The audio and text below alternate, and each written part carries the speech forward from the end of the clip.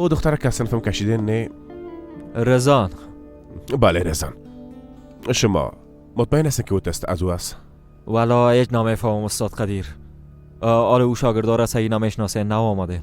از یک شاگرد لایق بود ترکان خانم برش برس داد. راستش اگه بگویم اول نمره صنف است. دختره که آرام و چوپ است، اما راستش پدرش در یک آپارتمان چوکیدار است. یعنی شاید دختره بیچاره وقت پیسه داره دیده دیگه. به هر صورت ما وظیفه خود انجام دادیم. یک دقیقه. شما گفتن که او شاگرد گفته که او تست از من است. یعنی تحقیق میکنه که او تست از کی است؟ نه، ما وظیفه خود انجام دادیم، با پدرش خبر دادیم. بیازم ما امی فکر میکردم.